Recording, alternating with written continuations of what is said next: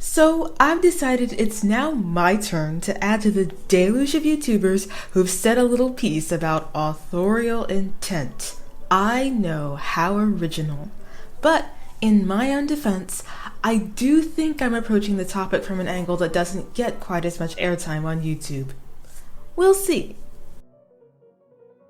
Well, hi everyone and welcome back.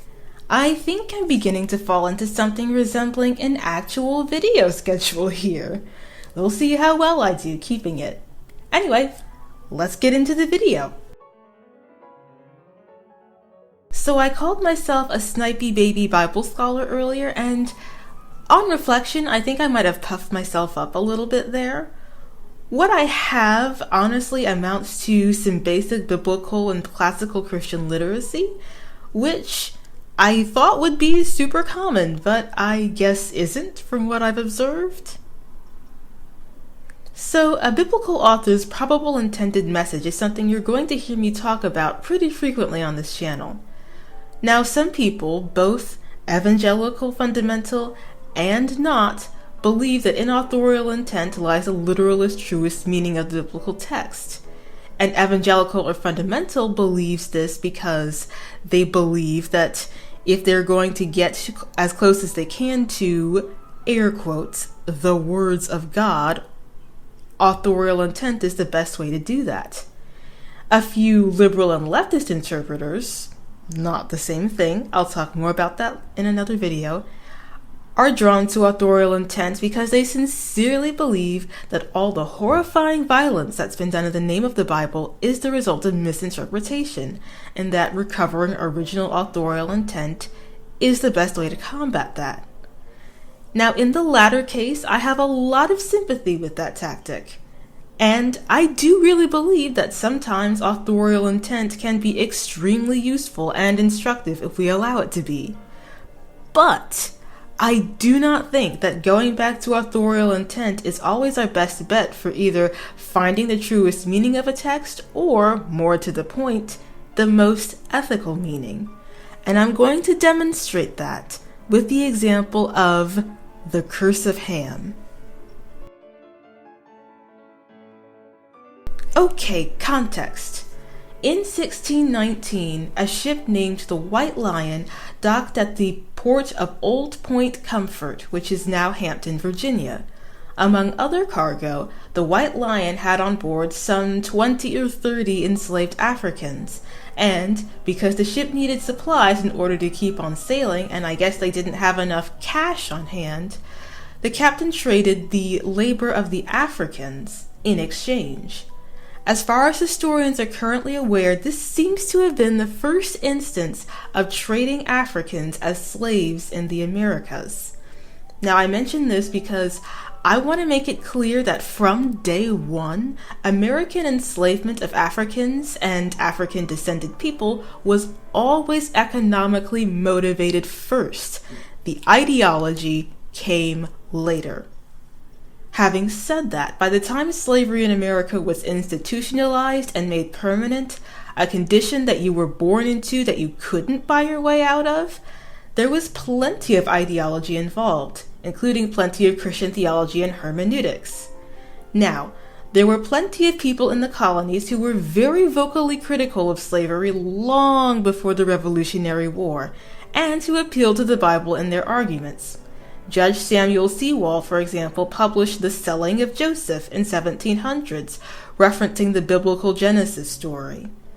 So when colonists needed pro-slavery arguments, obviously they turned to biblical texts too.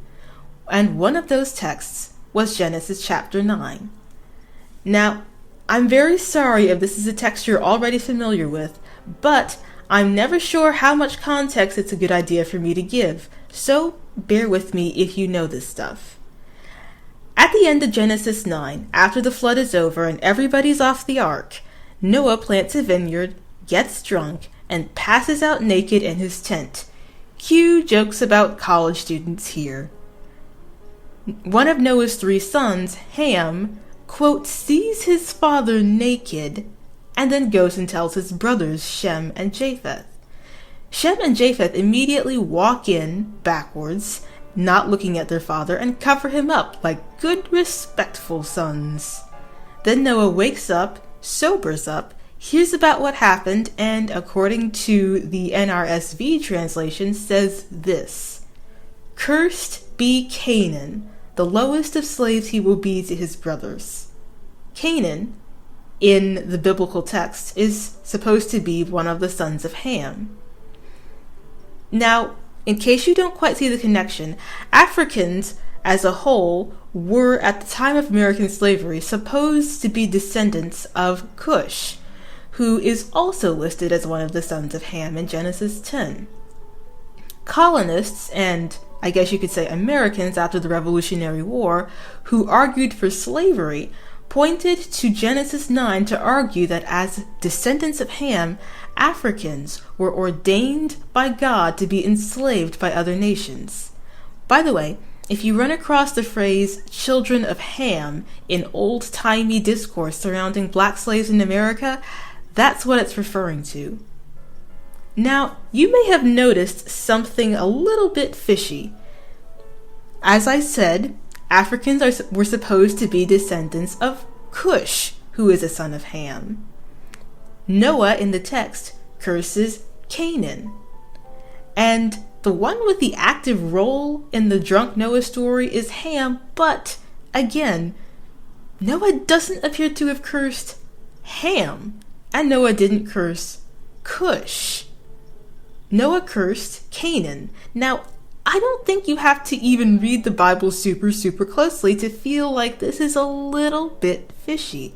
And I don't think it's hard to argue that the author of this passage absolutely did not intend to doom the sons of Cush to eternal servitude for all time by cursing one of Cush's brothers, Canaan. Okay, so clearly, enslavement of Africans is an interpretive conclusion that isn't faithful to the intent of the author of Genesis 9. So, recovering authorial intent completely solves this ethical problem, right? Well, about that. The first half of the book of Joshua chronicles the story of the Israelite people finally entering the long-awaited promised land, the land of Canaan. Under the leadership of Moses' heir, the titular hero Joshua, the Israelites bulldozed their way through the cities of the land of Canaan, putting entire cities to the sword and the torch in some cases, while taking other cities by killing all the men and the married women, while dividing up the houses, the cattle, and the virgin girls to keep as war spoils. In the logic of the narrative, the Israelites do all this at the explicit command of God, who encourages them to be strong and courageous in their efforts and gives them his explicit blessing. This part of the book of Joshua, called the Conquest narrative, reads like a pretty horrific story of invasion and genocide. It's deeply troubling, and it sent later interpreters scrambling for an explanation. Some Christian readers have suggested that the conquest was justified because the Canaanites were super evil and deserved to be destroyed. But I'm not convinced that any people as a whole can ever be so evil that their women and children and elderly deserve to be slaughtered while their virgin girls are war prizes for the invading conquering heroes. And B, the archaeological evidence that we have from the ancient Near East indicates that the actual people who appear to have lived in the area from around the time when this story is supposed to have taken place weren't actually super morally distinct from everybody else around them. Now, before anybody in my comments brings this up, yes, I'm aware that the archaeological evidence that we currently have from the area and time period also indicates that this wholesale genocidal invasion didn't actually happen, but that's not relevant to this particular video. Now, on the subject of the Canaanites, air quotes, deserving this treatment, let's bring back Genesis chapter 9. Cursed be Canaan, the lowest of slaves he shall be to his brothers. Now, if you had to guess, what would you say the authorial intent of this passage is?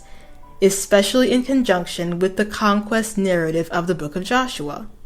Well, it sounds to me, and a lot of other people, like ancient nationalistic religious propaganda, a way of saying, sure, these people were here first, but this is our land because God gave it to us, and these people who lived here first were only ever destined to be crushed under our feet. Look, Noah cursed their ancestral patriarch.